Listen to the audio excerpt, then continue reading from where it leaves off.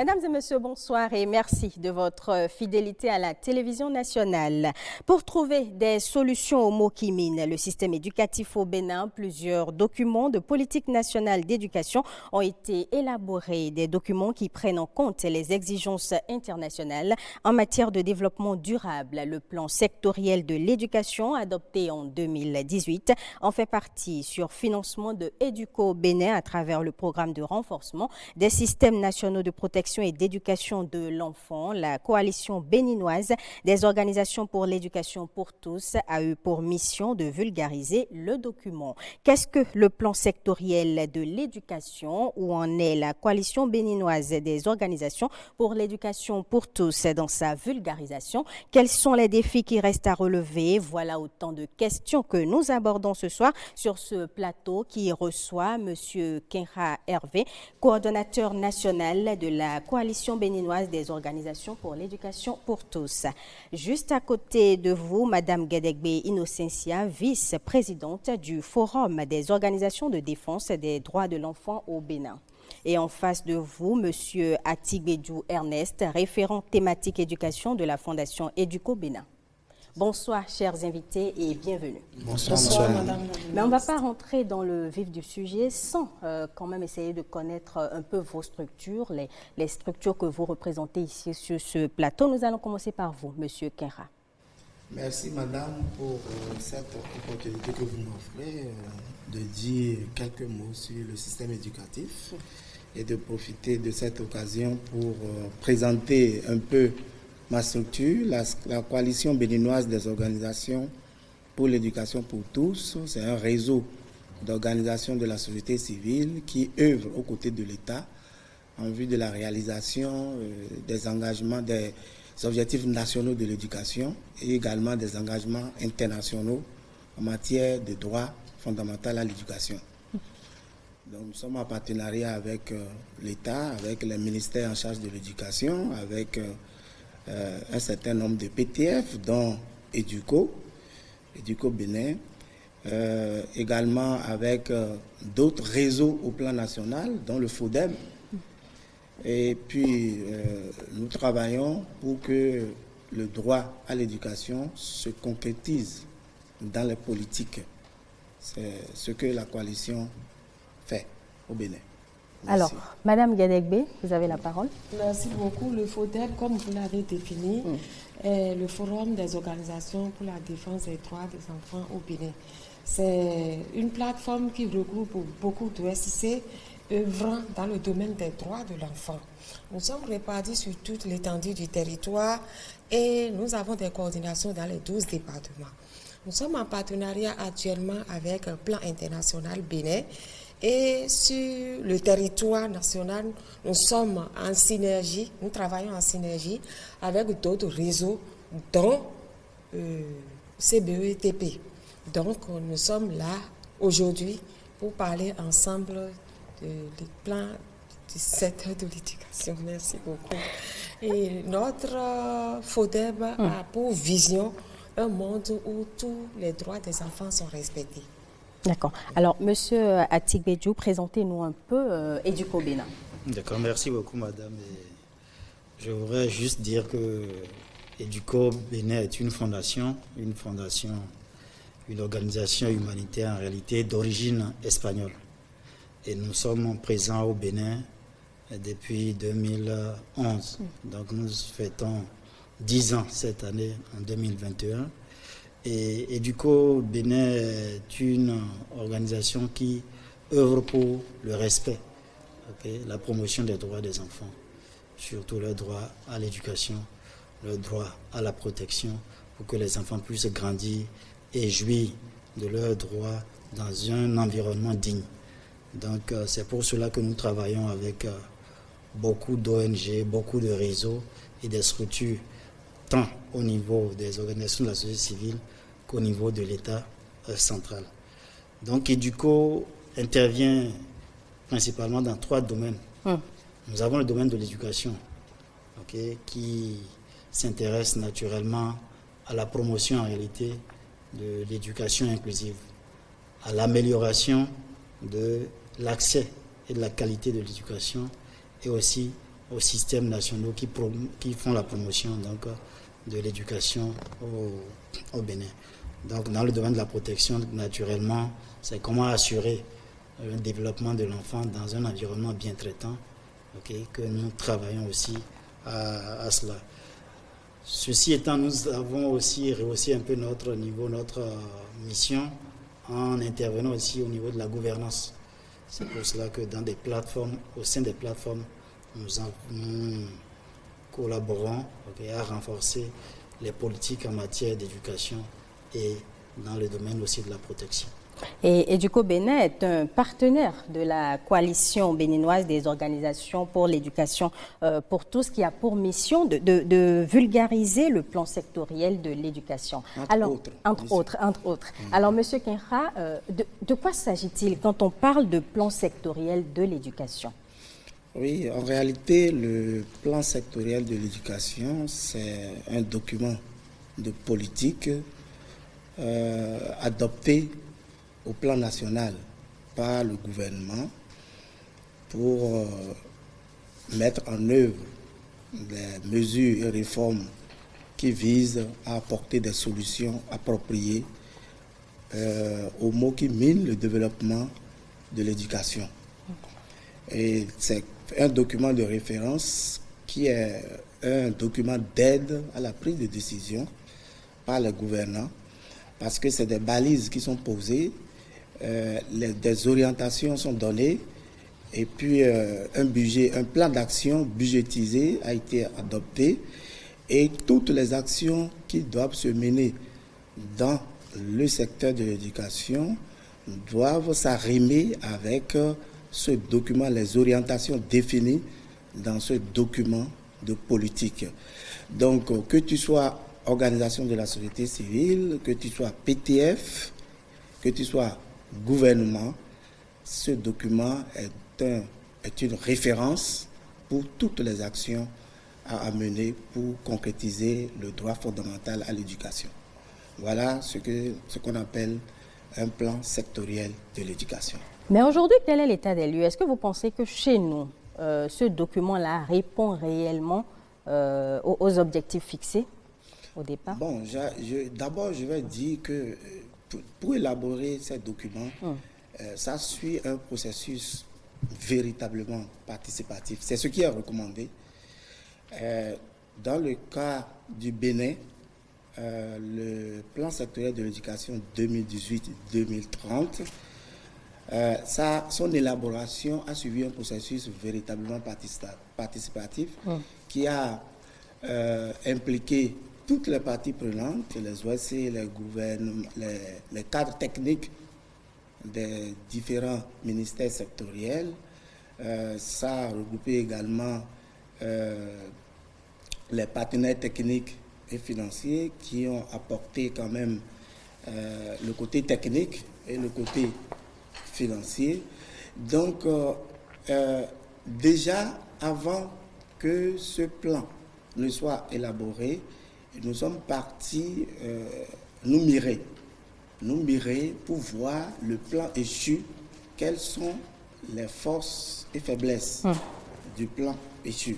Cela voudrait dire que nous avons tous les acteurs éducatifs, les principaux acteurs éducatifs ont réfléchi sur les leçons apprises de la mise en œuvre du plan 2006-2015 pour que le futur se construise de façon plus harmonieuse. C'est ce qui nous a amené d'abord au forum. Et lorsque nous sommes allés au forum de décembre 2014 et que nous avons analysé les forces et faiblesses du plan échu, nous avons défini de nouvelles orientations.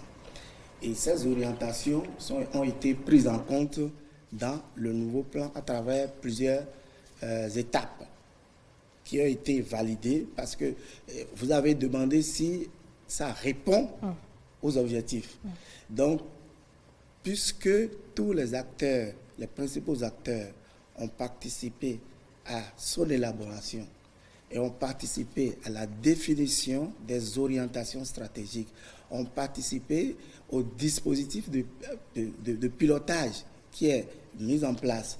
Ils ont participé à la la stratégie de mobilisation des ressources pour la mise en œuvre de ce plan, et que ce plan, une fois que ce plan a été endossé par les partenaires techniques et financiers, dont la CBOPT, parce que nous avons apporté notre signature sur ce plan pour dire que tout ce que contient ce plan répond à nos attentes. Et une fois que ça répond à nos attentes, ça répond aux attentes de la population à la base. Donc je pense que les objectifs, nos ambitions, toutes nos attentes en matière de la réalisation du droit à l'éducation ont été consignées dans ce plan et que ça répond aux objectifs. Maintenant, est-ce que dans la mise en œuvre, cela suit son cours normal? Ça, c'est un autre pan de la question. C'est donc que le plan tel que élaboré répond quand même aux objectifs nationaux de l'éducation. Ça répond aux défis et enjeux de l'éducation au plan national. Et ça répond également à notre engagement, à l'engagement des acteurs étatiques pour la réalisation des objectifs internationaux. Parce que nous avons nos objectifs nationaux de l'éducation, mais également au niveau international, il y a le cadre de l'éducation 2030 qui constitue un engagement de l'État. Et au sein des Nations Unies, le Bénin aussi est partie prenante et doit traduire ses engagements dans les politiques nationales. Donc ce plan est arrimé au cadre de l'éducation 2030, c'est arrimé au PAG et également au plan national de développement. Donc en principe, toutes les parties prenantes se retrouvent dans les options stratégiques qui sont définies dans ce plan. Alors, M. Atigedjou, est-ce que vous êtes du même avis?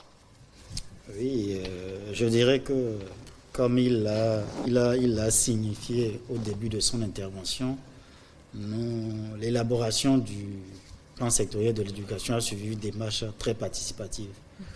Et elle ne s'est pas faite en l'air. Un diagnostic a été posé. Et sur la base de ce diagnostic, tous les problèmes qui minent le système éducatif ont été mis sur la table. Et sur la base donc de ces problèmes identifiés, les orientations stratégiques ont été définies. Et c'est ce qui a permis d'avoir ce plan sectoriel de l'éducation qui, au fond, en réalité, répond aux préoccupations de l'heure. Parce qu'un plan sectoriel doit aussi s'apprécier sur une période. C'est justement pour cela que celui-ci est sur la période de 2018 à 2030. Ça veut dire que les préoccupations, les problèmes qui ont été pris en compte dans ce plan sont les problèmes que tous les acteurs impliqués ont estimé pouvaient trouver des solutions au cours de cette période. Donc, les besoins du système éducatif, en réalité, ont été pris en compte dans ce plan sectoriel. Parce que la démarche a été très participative. Tous les acteurs, que ce soit les partenaires sociaux, les syndicalistes dans le secteur, les PTF, les organisations de la société civile qui interviennent dans le domaine de l'éducation, tous ont participé. Et donc, les besoins, les aspirations ont été traduites en réalité dans ce document. Alors, Madame Gedegbe, voilà un plan sectoriel de l'éducation qui existe désormais. Comment est-ce que vous appréciez cette initiative en tant qu'observatrice? Merci beaucoup, Madame la journaliste. Comme ils viennent de tracer, ils ont montré le contexte et ils ont montré la méthodologie qui a conduit à l'élaboration de ce plan. Mais nous sommes ici en tant qu'observateurs. Et comme nos objectifs contribuent à suivre ce que l'État fait, donc avec notre œil, ce que nous voyons, c'est la mise en œuvre de ce plan-là qui pose un tout petit peu de problèmes. D'autant plus que, comme nous voulons parler de l'éducation inclusive, est-ce que c'est vraiment réel, la mise en œuvre de ce plan? Est-ce qu'il prend en compte vraiment l'inclusivité dont on parle? C'est là le problème qui se pose. Donc, en chemin, effectivement, nous avons rencontré un problème la pandémie qui a essayé de tout faire. Est-ce que, en élaborant le plan, ils avaient pris en compte? Non. Mais en cours de route, nous sommes confrontés à ce problème. Est-ce que c'est revu à ce niveau pour prendre en compte ce phénomène qui est en train de tout chambouler actuellement au Bénin? Voilà des questions qu'on se pose. Donc, la mise en œuvre pose encore toujours des problèmes. D'accord, nous allons revenir sur la mise en œuvre tout à l'heure. Monsieur Kinra, vous parliez de difficultés liées au système éducatif. Quelles sont justement ces difficultés, s'il faut aller au fond des choses? Bon, merci beaucoup. Notre système éducatif est confronté à de nombreux défis, notamment la sous-scolarisation des enfants. Quand vous regardez un peu le taux brut de scolarisation, on pense que c'est autour de 157,4%. Donc c'est plus de 100%. On pense que tout est rose, alors que dans les départements, dans les communes, dans certaines localités, il y a des disparités qui sont relevées et qui nous interpellent. En principe, le droit à l'éducation exige que tous les enfants en âge d'aller à l'école puissent aller à l'école depuis la maternelle jusqu'à atteindre l'éducation de base. Et la maternelle, quand on prend la maternelle aujourd'hui, l'éducation préscolaire, dans combien de localités on a autant d'écoles maternelles que d'écoles primaires? Dans certaines communes, c'est à peine que nous avons une seule école maternelle publique et les privés sont en train de combler ce vide-là, alors que pour accéder aux écoles maternelles privées, il faut avoir des moyens, parce que l'école est publique et gratuite. Donc, cela limite l'accès. Donc, notre système éducatif a beaucoup de problèmes au niveau de l'accès. L'accès pour tous les enfants en âge d'aller à l'école dans toutes les localités du pays.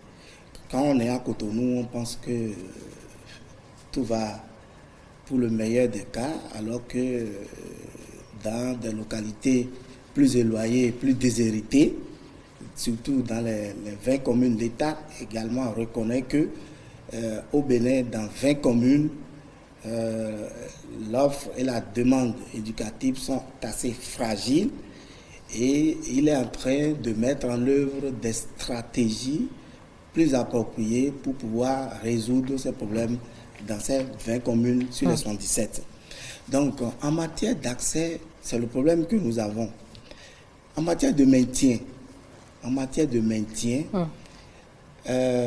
les enfants, beaucoup d'enfants entrent au CI, mais le nombre qui sort à la fin du cycle primaire est assez minime, c'est à peine 50%. La dernière revue sectorielle conjointe du secteur de l'éducation a affiché 54% pour le taux d'achèvement du primaire. Ça, c'est les chiffres officiels. Cela voudrait dire que c'est la moitié des enfants inscrits au CI qui parviennent au CM2.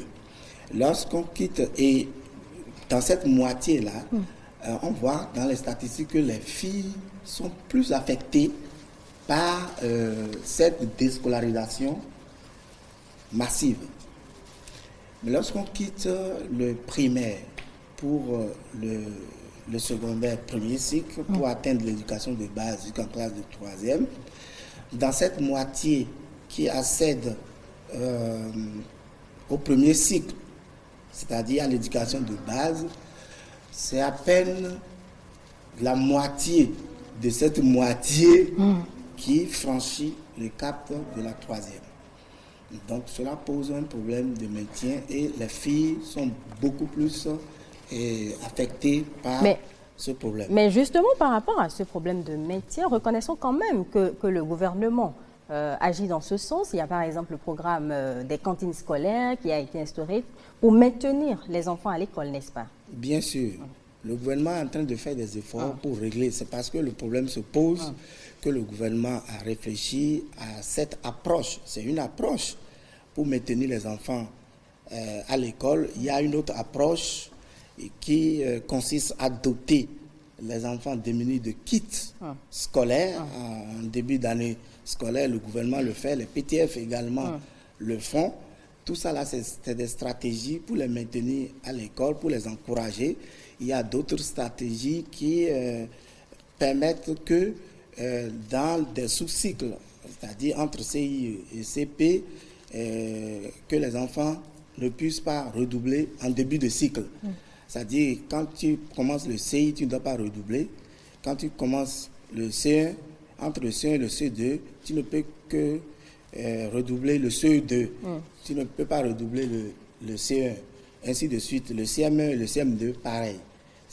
Tu peux redoubler le CM2, non, et non pas le CM1.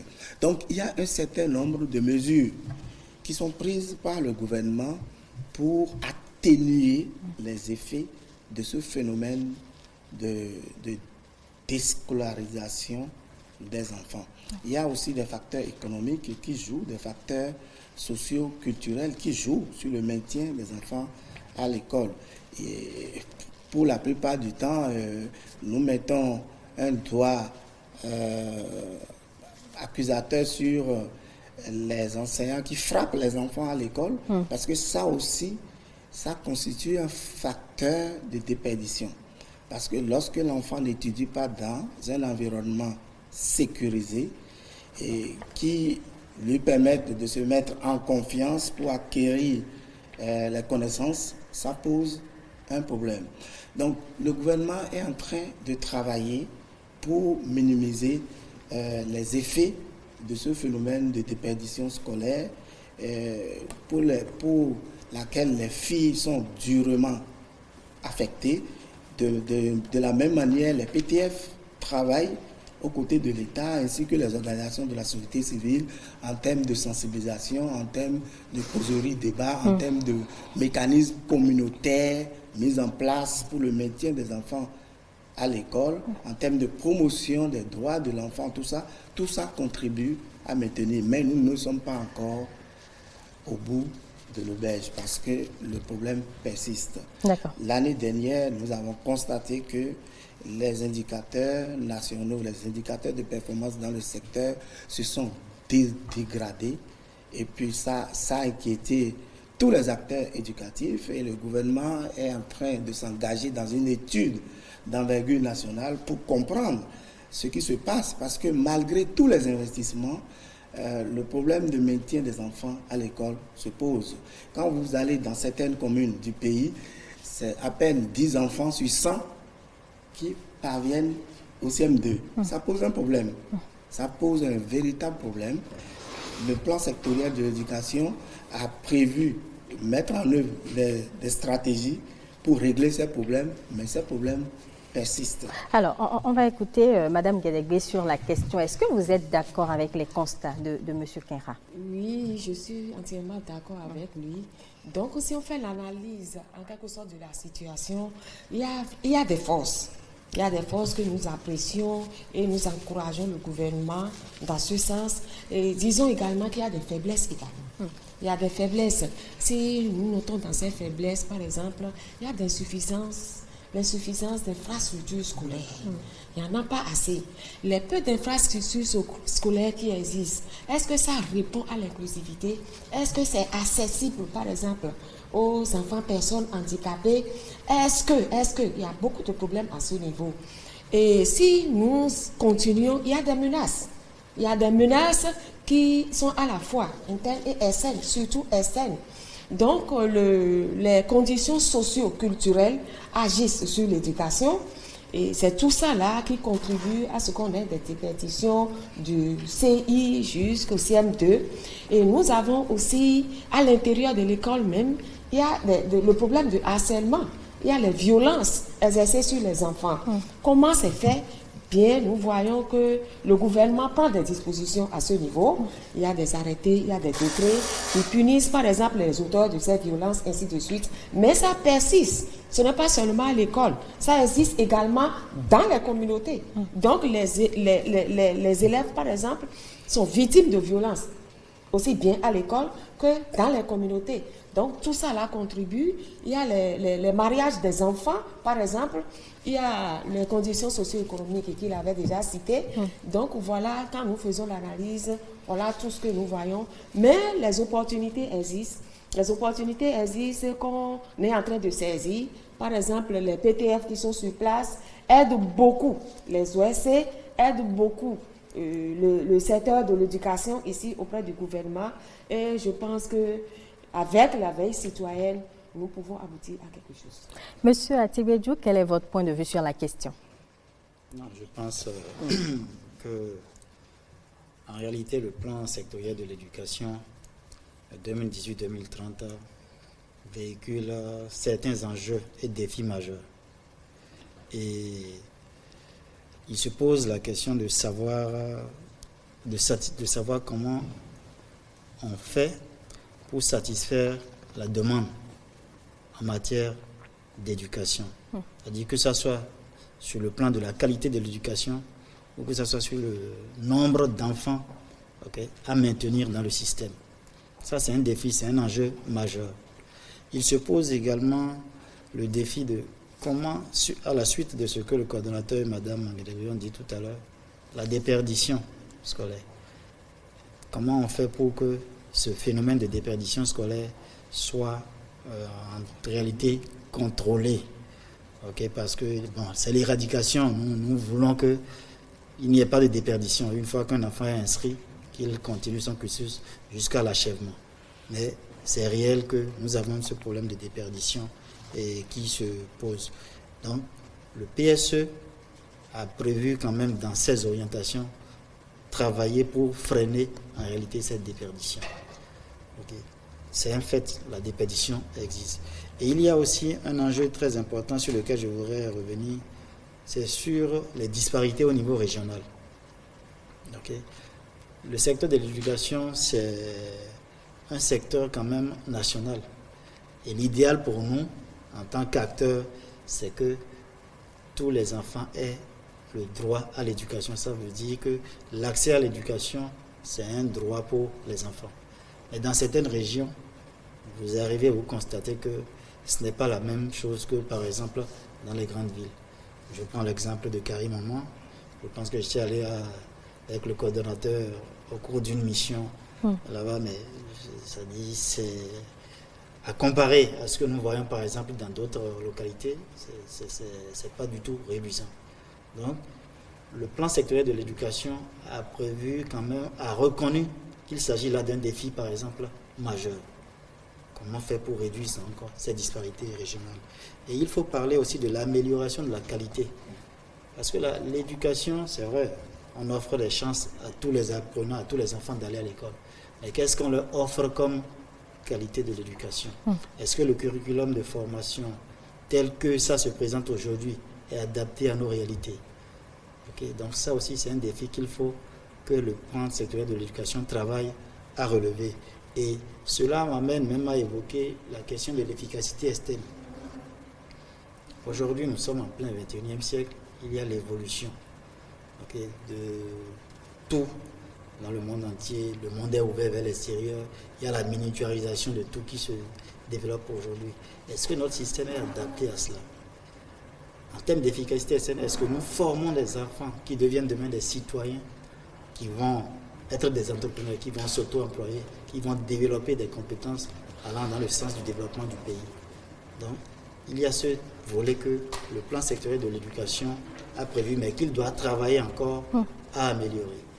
Et le dernier défi auquel je pense surtout, c'est la gestion, la gouvernance du secteur.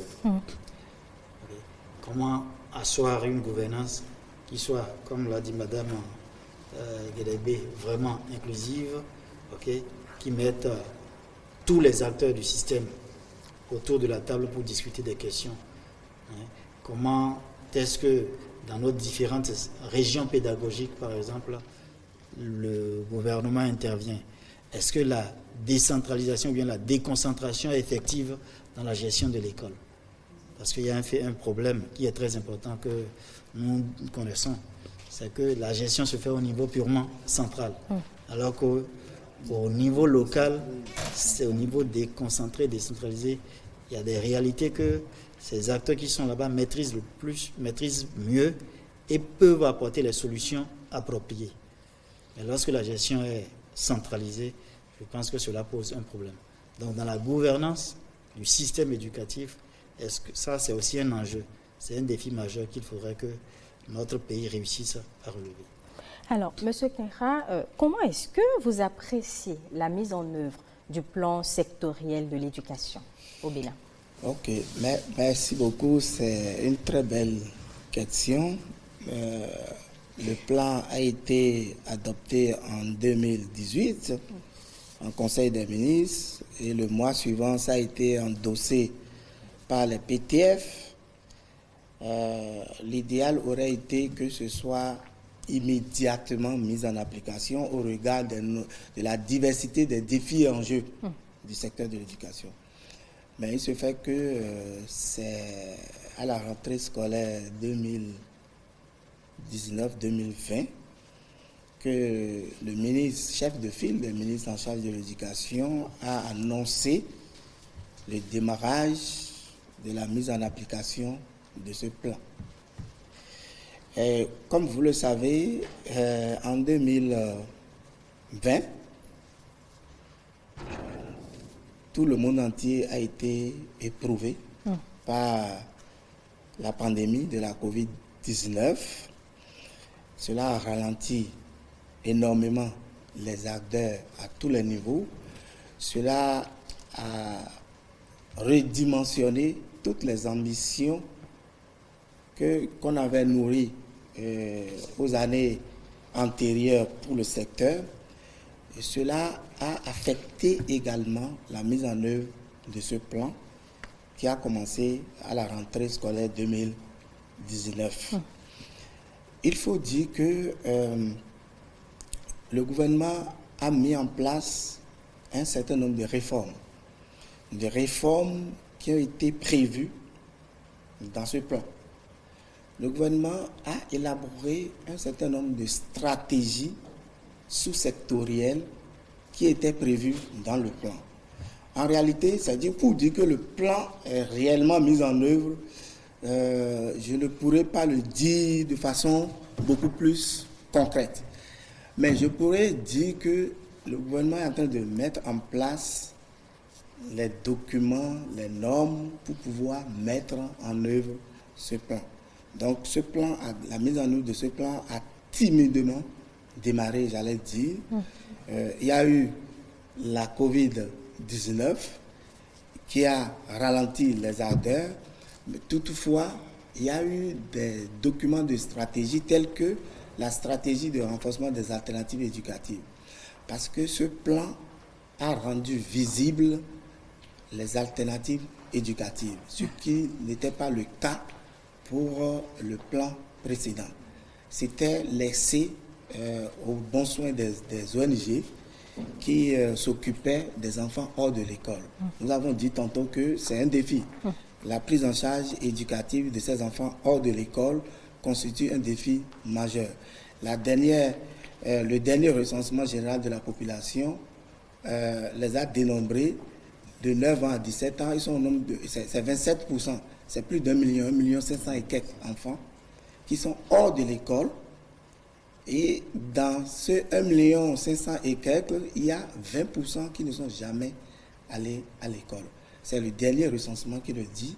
C'est un chiffre officiel. Donc cela veut dire que ça c'est un défi majeur. Et le PSE a pris en compte ce défi majeur en offrant de nouvelles chances aux enfants de 9 à 14 ans à travers des alternatives éducatives. Et cette stratégie qui vise à asseoir les alternatives éducatives au Bénin cette stratégie a été déjà adoptée. Donc, ça fait partie des orientations données par le plan. Donc, ça, c'est à l'actif du gouvernement. C'est vrai que le gouvernement a été soutenu par les partenaires PTF, mais c'est vraiment une bonne chose qui entre en ligne de compte dans la mise en œuvre du plan. Il y a la politique nationale enseignante. Vous voyez, la manière dont gérer les enseignants, ça ne permet pas une efficacité interne du système. Et cela fait que le gouvernement, toujours soutenu par les PTF, par les organisations de la société civile, a élaboré une politique nationale enseignante, mais qui n'est pas encore validée. Mais le document existe. En dehors de ça, il y a une stratégie très importante que nous souhaiterions depuis des années, qui a été élaborée, c'est la stratégie de l'enseignement de la formation technique et professionnelle. Et ça là, c'est du concret. La stratégie a été adoptée. On connaît déjà un début de démarrage de cette stratégie. Parce que nous avons le souci d'arrimer la formation aux besoins du marché de l'emploi. Donc, on ne va plus former comme avant où on a des centaines de milliers de diplômés et qui ne trouvent pas de débouchés. Le gouvernement travaille avec les partenaires techniques et financiers, avec les organisations de la société civile, travaille pour faire en sorte que les filières qui seront enseignées au niveau des lycées techniques, des lycées, des centres de formation professionnelle, soient des filières utiles au pays. Et ce ne sera plus uniquement la théorie. On va associer la théorie à la pratique. La pratique sera beaucoup plus misée que la théorie. C'est pour cela que les entreprises privées ont été vraiment fortement impliquées dans l'élaboration de cette stratégie. Donc ça fait partie de la mise en œuvre de ce plan. Ce qui fait partie de la mise en œuvre de ce plan et qui n'est pas réalisé, pour moi ce n'est pas réalisé, c'est le recrutement d'enseignants. Il y a un certain nombre d'enseignants qualifiés, 1200, autour de 1200 au niveau du primaire, qui doivent être recrutés d'année en année. Mais, ma foi, vous constatez que le gouvernement ne recrute pas d'enseignants. Mais le gouvernement a trouvé une mesure alternative.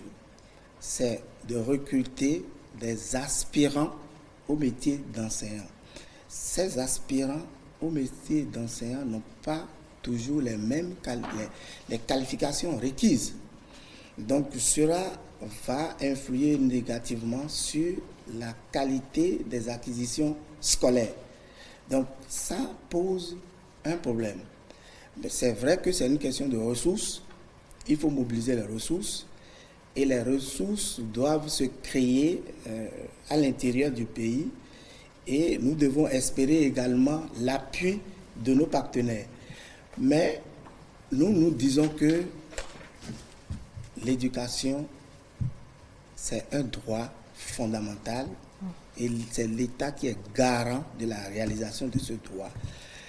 Tel que l'éducation est considérée comme une priorité nationale, nous devons faire en sorte que des ressources soient mobilisées pour sauvegarder l'apprentissage des enseignants en recrutant des enseignants qualifiés. Vous savez que le recrutement de ces aspirants a posé beaucoup de problèmes au plan national. Au niveau du secondaire, on a parlé de la bivalence, tout ça là, ça n'a pas marché. C'est des solutions intermédiaires que le gouvernement trouve pour pouvoir vraiment freiner les effets néfastes de la pénurie criante du personnel enseignant. Alors, donc ça aussi, c'est vraiment un défi que nous devons relever et faire en sorte que les enfants, quand ils vont à l'école, ils puissent trouver d'enseignants. Sans enseignants, Est-ce qu'il y a éducation? Alors, nous allons écouter Madame Gadegbe sur la question. Est-ce qu'il y a par exemple des aspects liés au respect des droits des enfants que vous ne retrouvez pas, par exemple, dans ce document-là? Des aspects qui vous marquent, qui vous touchent. Et est-ce qu'il y a aussi des points positifs que vous reconnaissez au document? Le document, c'est une aubaine pour nous. L'État a pensé à tout pris en compte, de l'éducation formelle jusqu'à l'éducation informelle. Tout y est. Mais ce que nous déplorons effectivement, Hervé a commencé, il y a aussi la formation des enseignants. La formation des enseignants qui n'est pas encore chose tout à fait faite. Nous déplorons ça. L'État a pensé également à l'alphabétisation et l'éducation des adultes. Ça, jusqu'à présent aussi, ce n'est pas encore chose tout à fait faite. Nous déplorons également ça. Et nous parlons également des enfants dans les centres d'apprentissage. Le suivi qui est fait par le gouvernement avec les enfants dans les écoles, ce n'est pas le même suivi qui est fait avec les enfants dans les centres d'apprentissage. Par exemple, on dit que pour aller dans un centre d'apprentissage, il faut avoir 14 ans. Mais ce n'est pas respecté. Jusqu'à présent, ce n'est pas respecté. Bon, comment les enfants sont entretenus? Par exemple, on parle des droits. Il y a le châtiment corporel qui n'est pas encore éradiqué dans les écoles. Ça, c'est un droit de l'enfant qui n'est pas respecté. On n'a pas respecté ce droit. Il y a des arrêtés, il y a des décrets qui sont sortis. Il y a dans le code de l'enfant, c'est mentionné, mais ça ne respecte pas. D'autant plus que nous qui sommes dans la communauté, les parents sont à l'aise de dire, moi, sans bâton, est-ce que je serais devenu ce que je suis? Ce n'est pas ce que nous voulons faire. C'est l'ancien temps, effectivement. Maintenant que tout le monde dit, il faut que l'enfant travaille dans un milieu sécurisé, dans un environnement sain. Il faut enlever le bâton pour voir la progression de notre enfant. Tout ça là constitue à la déscolarisation des enfants. Les enfants ont peur d'aller à l'école parce que, arrivé là-bas, je serai chicoté. Je n'ai pas appris la leçon. Il faudrait mieux que je reste à la maison. Les enfants s'habillent, quittent la maison, mais ne vont pas à l'école. Et beaucoup de parents ne savent pas. Donc, la grande responsabilité également incombe aux parents. Il y a le suivi des parents dans le cursus scolaire de leur enfant. Que ce soit sur le plan pédagogique, que ce soit sur le plan, tous les plans d'ailleurs. L'enfant revient de l'école, les parents doivent suivre. Est-ce que mon enfant est à l'école? Il y a ce suivi-là qu'on doit aller demander régulièrement aux éducateurs dans les écoles. Est-ce que mon enfant suit bien? Est-ce que mon enfant est arrivé à l'école? Cela ne se fait pas. Il y a aussi la démission des parents dans tout ce que nous déplorons. Donc l'État fait ce que l'État peut faire. Et il fait beaucoup. Nous aussi, nous les accompagnons en tant que OSC. Les partenaires aussi les accompagnent, mais le verre toujours dans le fruit. Le problème se pose. Alors, Monsieur Atiguedjou, est-ce que vous notez également des forces et des faiblesses par rapport à ce plan sectoriel de l'éducation? Oui, le plan, comme l'a rappelé le coordonnateur, a été déjà adopté en 2018. Et un mois après, les PTF et les autres organisations quand même l'ont endossé. Cela témoigne déjà de notre engagement, en réalité, à accompagner le système dans la mise en œuvre du plan. L'opérationnalisation, en réalité, n'a pas suivi immédiatement. Donc c'est un an pratiquement après qu'on a commencé par sentir un peu les choses bouger.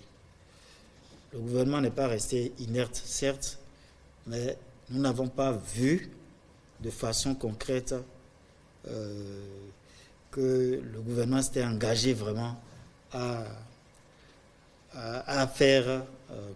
mettre en œuvre le plan.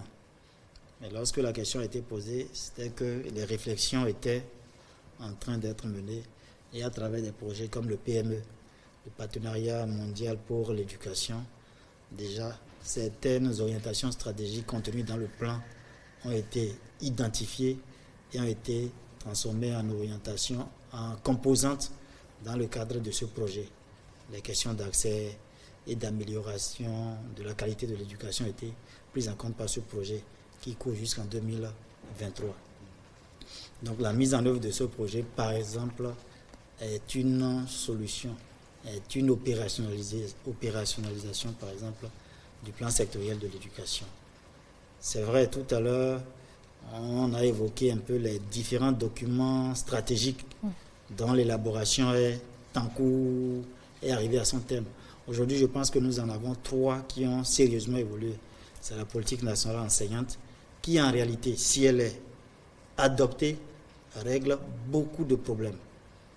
Vous savez, les enseignants seront mieux traités, seront mieux formés et vont donner un bon encadrement à nos enfants. Les enseignants seront sur le plan social épanoui si ce plan est adopté et mis en œuvre.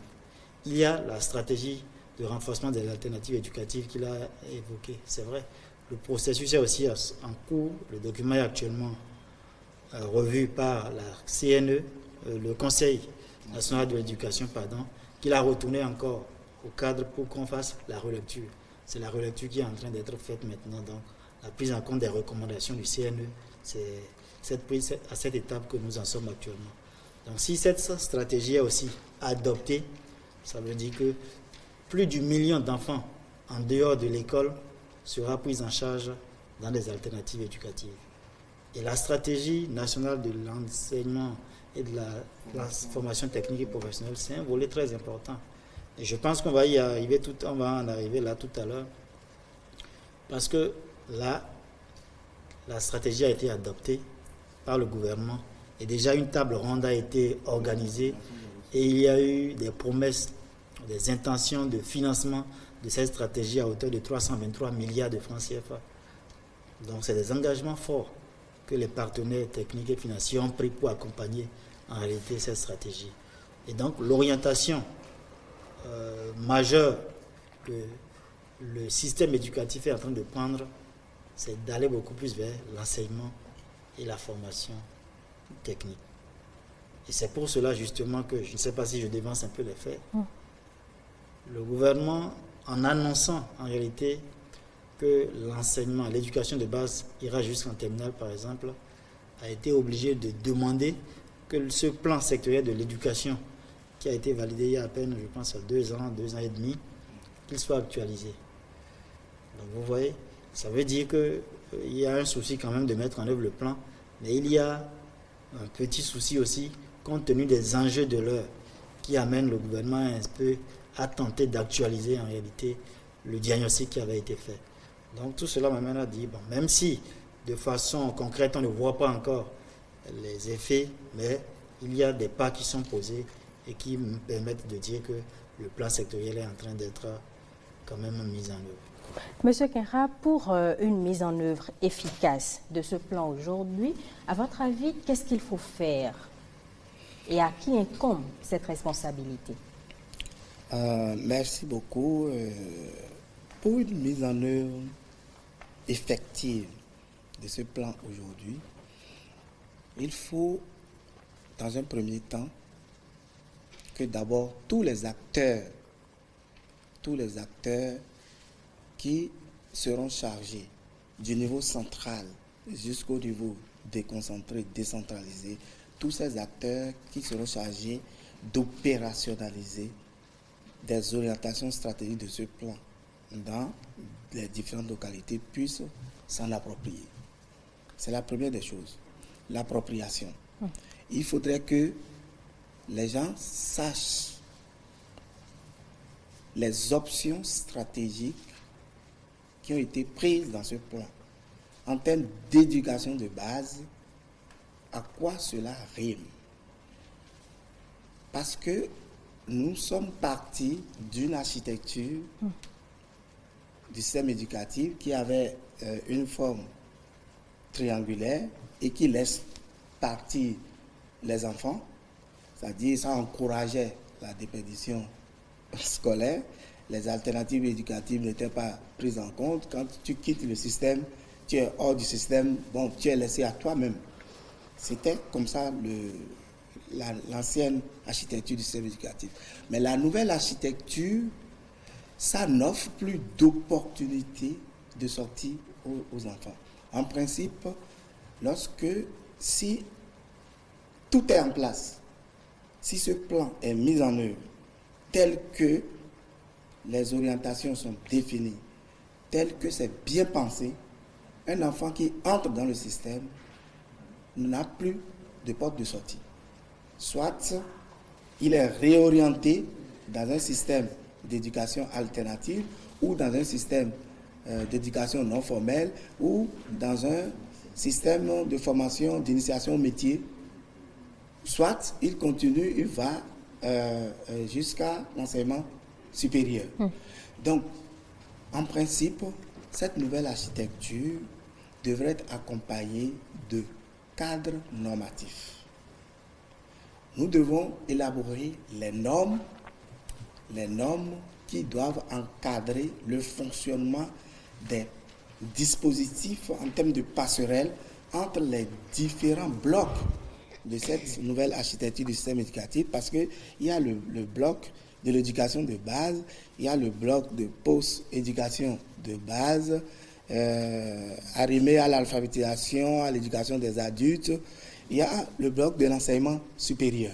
Et tout ça, c'est imbriqué. Et normalement, pour une mise en œuvre efficace de ce plan, on devrait déjà élaborer ces normes. Je pense que des initiatives sont en cours actuellement. Il y a quelques mois, environ 1 ou 2 mois, il y a un consultant qui a été identifié au plan national qui est en train de conduire ce processus d'élaboration de ces normes-là pour que véritablement qu'on sente une fonctionnalité entre les différents blocs d'éducation de base au niveau de la nouvelle architecture. Tout va se jouer là. Il y a aussi la politique de mobilisation des ressources. Ressources tant au niveau humain, matériel et financier. C'est vrai qu'il y a une simulation financière que le gouvernement a adoptée, mais le gouvernement n'a pas les ressources en main comme ça. Le gouvernement également va rechercher à partir des recettes fiscales et autres pour pouvoir quand même apporter des solutions aux problèmes de l'éducation dans le pays. Parce que vous savez, sans éducation, les autres secteurs sont complètement morts, out. Donc, il y a aussi cette politique de mobilisation des ressources qu'on doit faire asseoir pour que cela accompagne la nouvelle architecture, cela accompagne l'appropriation du contenu de ce plan et que toutes les décisions qui sont prises au niveau central se réfèrent aux orientations stratégiques. Ça va faire beaucoup avancer. Les réformes que cela suscite, je pense que le gouvernement doit les prioriser. Nous ne disons pas qu'il faille faire toutes les réformes à la fois. Mais il faut prioriser un certain nombre de réformes qui vont faciliter la mise en œuvre des options stratégiques qui sont au nombre de 9. Alors, nous n'avons plus beaucoup de temps, mais nous n'allons pas nous séparer sans aborder la réforme qui vise à porter l'éducation de base en classe de terminale. Vous l'abordiez d'ailleurs. Oui, en réalité, le système éducatif se remet en cause de jour en jour au regard donc de l'évolution des paradigmes. La mise en œuvre de la nouvelle stratégie, la stratégie nationale de l'enseignement et de la formation technique et professionnelle, fait appel à beaucoup de ressources. Il y a d'immenses ressources humaines et ressources financières surtout qui sont demandées si on veut mettre en œuvre cette stratégie. Cela appelle à des réalisations d'infrastructures, à des constructions d'infrastructures, à des équipements achetés. Donc, le gouvernement se retrouve dans un schéma où il ne peut plus trop organiser l'éducation de base juste en classe de 3e et encore penser à ces différentes réorientations. Et c'est pour cela que cette prolongation, cette extension a été aussi voulue pour que les apprenants qui sont pour la plupart d'un âge bas aujourd'hui, parce que on se retrouve avec des enfants de 15 ans, 16 ans qui ont le bac. D'accord. Alors, nous allons prendre le point de vue de Madame. Moi, Très rapidement, quelques secondes. Mon point de vue, c'est le respect des droits de l'enfant. Quand citant le respect des droits, nous avons occulté le droit à la santé de la reproduction. Et ça là, c'est un point très important qui est à la base de la déscolarisation des jeunes filles. Disons, elles ont franchi l'étape du primaire. Elles viennent à l'étape du secondaire. Beaucoup d'entre elles deviennent femmes.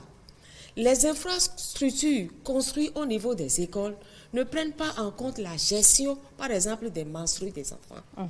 Donc, des élèves quittent des villages pour venir à l'école en ville. Elles n'ont pas là où rester.